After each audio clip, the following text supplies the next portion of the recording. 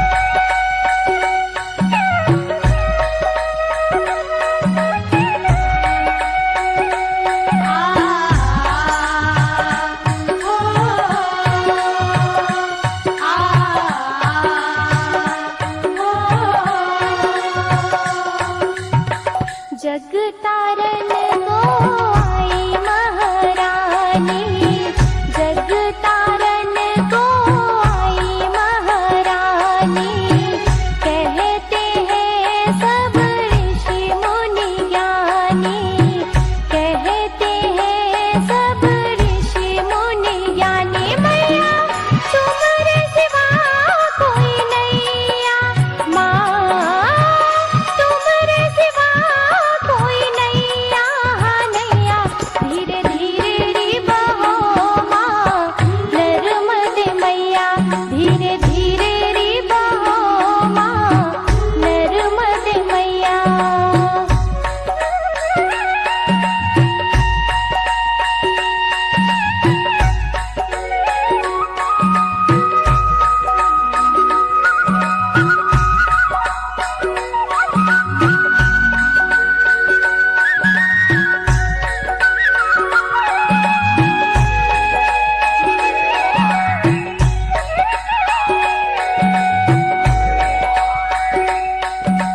घर घर बहती आना अपने भक्तों की नगरिया, सुन सुन सुन सुन सुन सुन सुन माँ नर्मदे मैया, सुन सुन सुन सुन सुन सुन माँ नर्मदे मैया। दीप दान कर दे नर नारी, दीप दान कर दे नर नारी।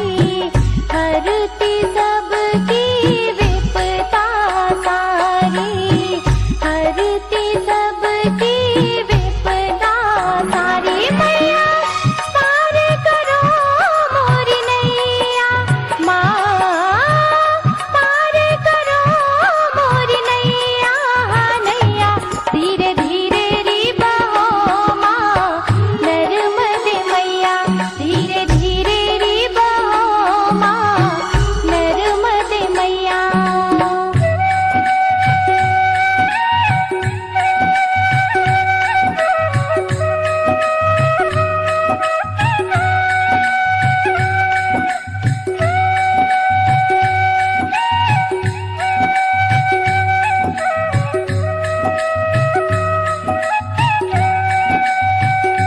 आ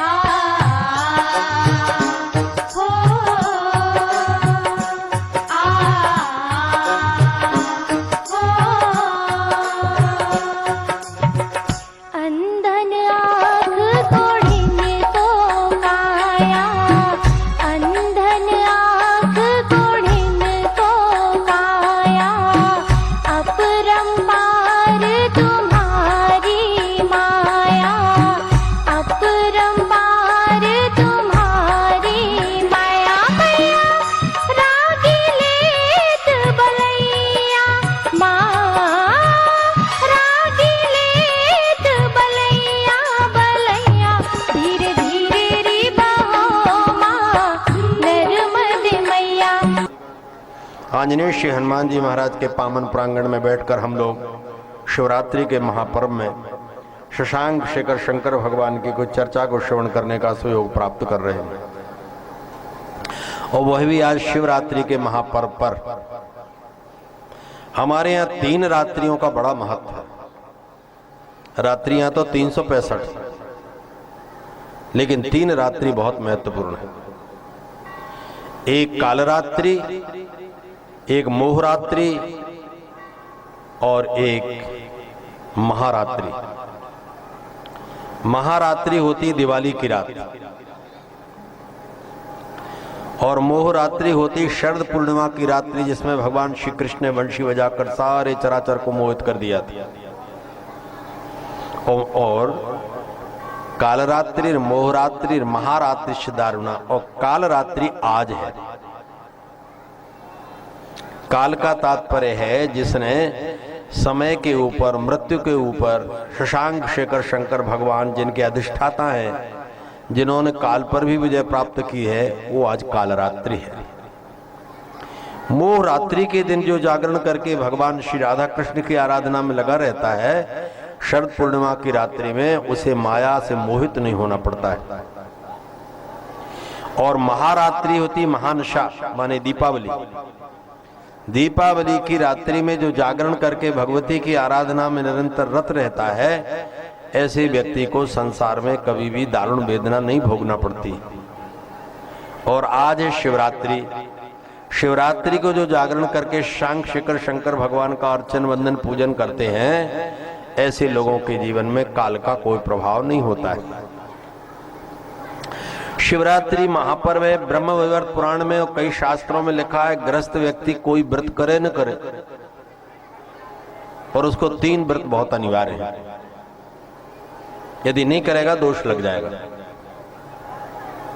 शिवरात्रि, श्री राम नवमी और श्री कृष्ण जन्माष्टमी। और एकादशी तो ऐसा है कि उसमें तो कोई विकल्प ही नहीं, वो तो परम अनिवार्य है।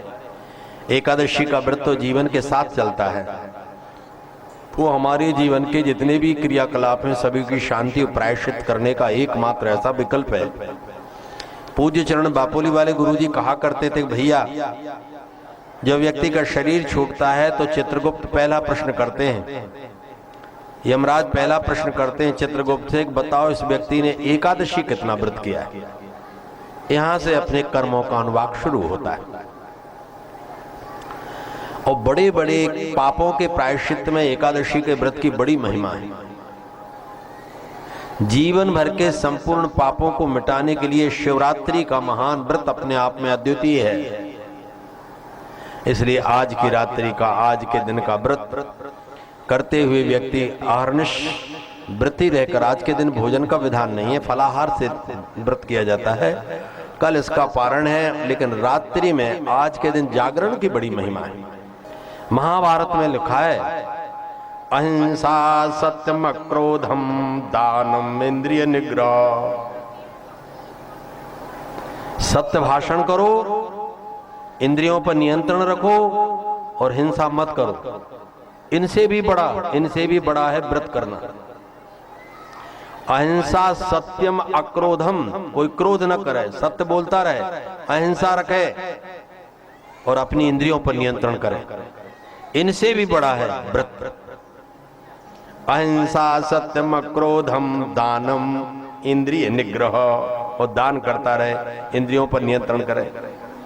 एतेभ्यो हि महाराजो तपोनानुष्णात् परम। इनसे भी बड़ा है व्रत करना। व्रत करने से जैसी आत्मशुद्धि होती है, वैसी आत्मशुद्धि बड़े बड़े दान और यज्ञ करने से भी नहीं होती। एक दिन, केवल एक दिन निर्जल व्रत करके देखो, अंतःकरण कितना शांत, शुद्ध, कितना चैतन्य हो जाता है।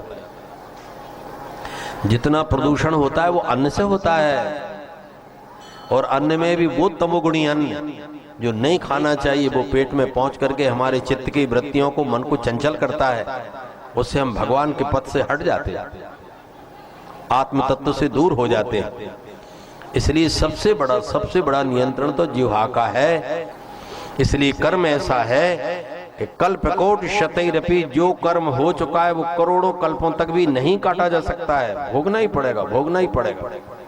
वो बिना छियंते चाष्ट, वो बिना भोगे नहीं कटता है।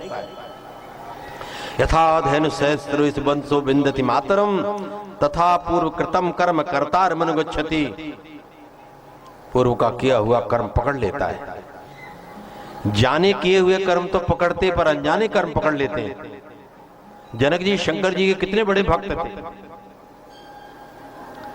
उन जनक जी के बारे में लिखा, जब उनका शरीर शांत हुआ तो यमराज ने कहा कि देखो ये बहुत बड़े धर्मात्मा पुण्यात्मा जीव हैं, इनको बड़े सम्मान से लाना, लेकिन नरक के रास्ते से निकाल के लाना। जो जनक जी से कहा कि आपको नरक के रास्ते से जाना है, जनक जी का तो पारा चढ़ गया। कोई कर्म मैंने ऐसा नहीं किया, मैं क्यों नरक के रास्ते से जाऊंगा। महाराज आज्ञा ऐसी है कि चलो। जो नरक के मार्ग से निकल करके गए और बीच नरक में पहुंचे, ऐसा हाहाकार, चिल्ला चौंत, रोना गाना, मारना काटना, घबरा गए पापियों के पापाचरणों को देख करके। लेकिन जनक जी के पहुंचते सब चुप हो गए, चुप। जनक जी ने उन नरक में पड़े हुए प्राणियों से पूछा, भैया अभी तुमको तेल के कड़ाहे में डाला जा रहा था, जलाया जा रहा था, काटा जा रहा था, पीटा जा रहा था, मारा जा रहा था, नोचा जा रहा था, और तुम चिल्ला चिल्ला कर रो रहे थे, लेकिन मेरे आते बंद क्यों हो गए? उन्होंने जनक जी से कहा, आप पुण्यात्मा हैं, आपने इतना पुण्य किया है, इतना तप किया है कि आपके दर्शनों से हमें बड़ी शांति मिल रही, और हमारी प्रार्थना है थोड़ी देर खड़े रहे हैं। जनक जी रुक गए। अब धर्मराज वहां आरती का थाल लिए खड़े थे। इतने बड़े पुण्यात्मा आ रहे हैं, आरती उतारूंगा, बिठाऊंगा, क्योंकि जब देरी हो गई तो धर्मराज घबराए। उनसे कहा, भाई क्या बात है, जनक जी को शीघ्रता से निकाल कर क्यों नहीं लाया गया? कहा, महाराज जनक जी आ ही नहीं रहे।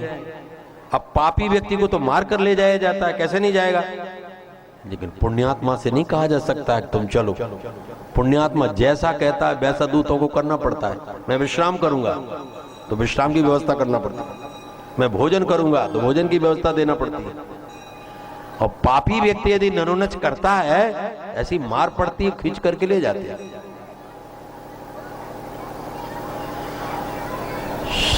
महाराज वो जनक जी आ ही नहीं रहे। धर्मराज दौड़े, अधिक देर खड़ा कर दूं तो मेरी बड़ी कठिनाई हो जाएगी। यदि पूछ लिया शंकर भगवान ने क्यों इतनी देर नरक में रखा, तो मैं क्या उत्तर दूंगा? अरे का महाराज स्वागत है, यहाँ पधारो। राजाधिराज महाराज, आप जैसा धर्म की धुरी धारण करने वाला कोई व्यक्ति यहाँ आता नहीं है, कृपा करो। मना कर दिया, कभी नहीं आऊंगा। अब धर्मराज पास में गए तो महाराज ने कहा कि ये बताओ, पहले तो हमारा वो कर्म बताओ जिस कर्म से हमको नरक के दरवाजे से निकाला गया।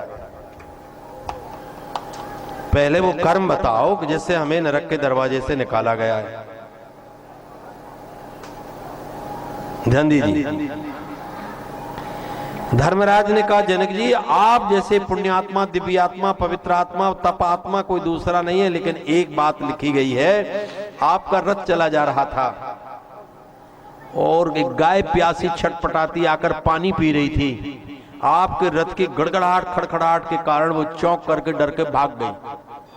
वो आधी प्यासी गाय भागी, उस पाप के कारण आपको केवल नरक से निकाला जाएगा, नरक में डालने वाली बात नहीं। जो इतना सुना जनक जी चौंक गए। अच्छा, मुझे तो पता ही नहीं। कहा, महाराज नहीं पता तो क्या मनुष्य बनाया किस लिए गया है? बैल भैंसा और सिंह सांप कह दे कि हमें पता नहीं था, हमने ऐसा कर दिया, तो उसे तो क्षमा कर दिया जाएगा। लेकिन मनुष्य बुद्धि प्रधान है। क्यों आप देखकर नहीं चले थे? हाँ, जनक जी ने कहा, यह अपराध हो गया, गौ माता के अपराध के कारण आया हूं। अब चलो, आपको शंकर जी के लोक में जाना है। भगवान शंकर के पार्षद विमान लेके खड़े। जनक जी ने कहा, मैं शिवलोक में नहीं जाऊंगा। यदि मैंने जप तप यम नियम साधन दान पुण्य यज्ञ किए हैं तो मुझे नरक में यहीं खड़े रहने की जगह दी जाए। अब धर्मराज भी घबरा गए। तुरंत शंकर भगवान का ध्यान किया, शंकर जी प्रकट हो गए। महाराज इनको समझाओ, हमारे पीछे न पड़ जाए, कोई बात हमारे ऊपर आ जाएगी। क्यों खड़ा किया इतनी देर तक, हम क्या उत्तर देंगे? अरे यमराज धर्मराज भी स्वतंत्र नहीं, उनके ऊपर भी किसी का शासन है, वो भी डरते हैं कहीं गलती ना हो जाए।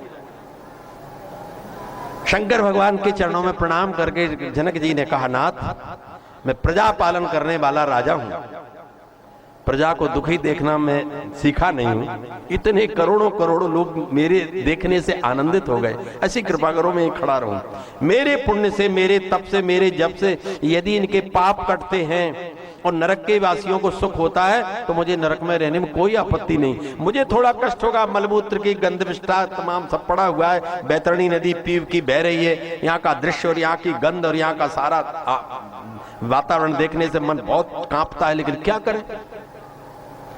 शंकर जी ने कहा, ऐसा नहीं होता बेटा, यदि तुम यहाँ खड़े रहोगे तो मेरी आराधना साधना सब व्यर्थ हो जाएगी। लोग क्या कहेंगे कि शंकर जी की आराधना करने वाले भी नरक में पड़े हैं, नरक में खड़े हैं, जाना पड़ेगा, मेरा आदेश है। एक क्षण रुककर जनक जी ने कहा, तो भगवान एक निवेदन करूं? कहा मैं उस शर्त पर शिवलोक में जाऊंगा जब आप सारे नरक के लोगों के लिए स्वर्ग पहुंचाओ। तो शंकर भगवान तो और हरदानी है, कर दिया आर्डर, करो सबको भेजो स्वर्ग। बोलो शंकर भगवान। एक भी प्राणी नरक में नहीं बचा। पूरे स्वर्ग चले गए, सारा नरक खाली। तब जनक जी विमान में बैठ करके दिव्य कैलाश शंकर जी के धाम को प्रस्थान कर गए। एतावता किया हुआ कर्म जब जनक जी को नहीं छोड़ सकता है, तो हम जैसे व्यक्तियों को पकड़ने में क्या देरी लगती है। इसलिए अपने कर्मों के विपाक के कारण हम त्रस्त, अस्त व्यस्त और परास्त निरस्त हो रहे हैं। उससे बचने का उपाय है भगवान की सेवा, पूजा, शरणागति, कथा, उनका स्मरण करके हम बच सकते हैं।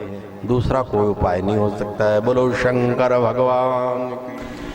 महाकाल की इस नगरी में पाऊं जन्म दोबारा, महाकाल की इस नगरी में पाऊं जन्म दोबारा। शंकर भोलेनाथ है हमारा हमारा हमारा हमारा, शंकर भोलेनाथ है हमारा तुम्हारा हमारा तुम्हारा। महाकाल की इस नगरी में पाऊं जन्म दोबारा, महाकाल की इस नगरी में पाऊं जन्म दोबारा। शंकर भोलेनाथ है हमारा तुम्हारा हमारा तुम्हारा, शंकर भोलेनाथ है हमारा तुम्हारा हमारा तुम्हारा। शंकर भोलेनाथ है हमारा तुम्हारा हमारा तुम्हारा, शंकर भोलेनाथ है हमारा तुम्हारा हमारा तुम्हारा। इस नगरी के कंकड़ पत्थर हम बन जाएं, इस नगरी के कंकड़ पत्थर हम बन जाएं। भक्त हमारे ऊपर चढ़कर मंदिर में फिर जाएं, भक्त हमारे ऊपर चढ़कर मंदिर जाएं। भक्त जनों के पाँव पड़े तो हो उद्धार हमारा, भक्त जनों के पाँव पड़े तो हो उद्धार हमारा।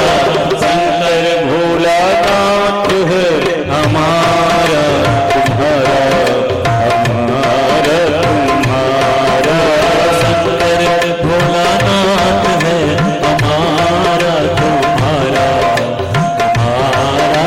एक बार दोनों हाथ उठा के कहिए शंकर भगवान की जय हो। महाकाल की इस नगरी में, महाकाल की इस नगरी में पाऊं जन्म दोबारा। शंकर भोलानाथ है हमारा तुम्हारा हमारा हमारा, शंकर भोलानाथ है हमारा तुम्हारा हमारा तुम्हारा।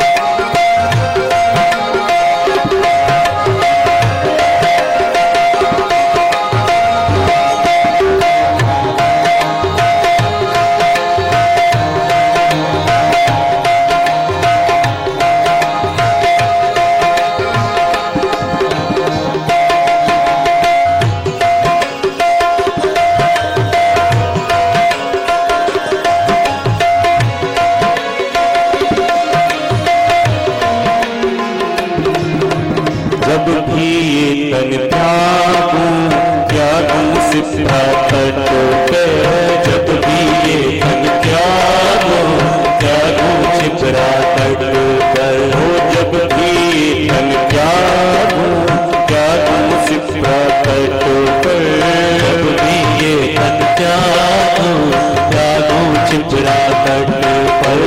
इतना करना स्वामी भोर चलूं मर घट पर, इतना करना स्वामी और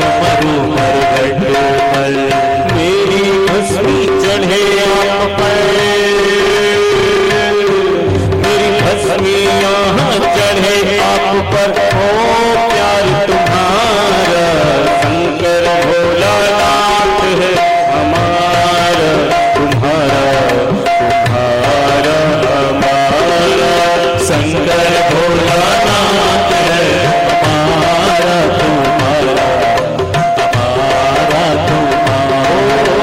महाकाल की इस नगरी में पाऊं जन्म तुम्हारा महाकाल की इस नगरी में पाऊं जन्म तुम्हारा शंकर भोलानाथ है हमारा तुम्हारा तुम्हारा हमारा शंकर भोलानाथ है हमारा तुम्हारा हमारा तुम्हारा जय भोले भंडारी सब जग के हितकारी जय भोले भंडारी जय भोले भंडारी सब जग के हितकारी जय भोले भंडारी सब जग के हितकारी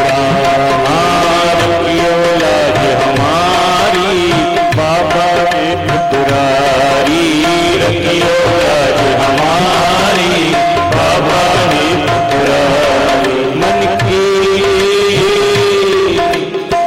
की इच्छा पूरी हो मन की इच्छा पूरी हो तो होगा तुम्हारा शंकर भोलानाथ है हमारा तुम्हारा तुम्हारा हमारा शंकर भोलानाथ है हमारा तुम्हारा हमारा तुम्हारा महाकाल की इस नगरी में पाऊं जन्म दोबारा महाकाल की इस नगरी में पाऊं जन्म दोबारा शंकर भोलानाथ है हमारा तुम्हारा तुम्हारा हमारा शंकर भोलानाथ है हमारा तुम्हारा हमारा तुम्हारा शंकर भोलानाथ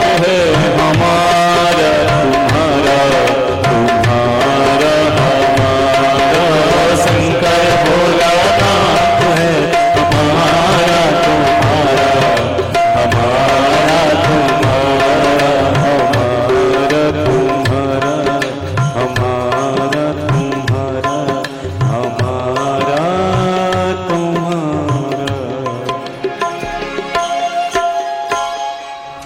बृहस्पतिर्वाच कार्तिके शुक्लपक्षे तु मंदवारे त्रयोदशी समग्रा यदि लभ्येत सर्वप्राप्तेन संशय तस्यां प्रदोष समये लिंगरूपी सदाशिव पूजनीयो हि देवेन्द्रो सर्वकामार्थसिद्धये स्नात्वा मध्याह्न समये तिलामलक संयुतं शिवस्य चार्चनं कुर्यात् गन्धपुष्पफलादिभिः पश्चात् प्रदोष वेलायां स्थापनं लिंगमर्चेत् स्वयंभवस्थापितं चापि पौरुषेम पौरुषं जने वा विजने वापि अरण्ये वा तपोवने तल्लिंगम अर्चेत भक्त्या प्रदेशे तु विशेषतः।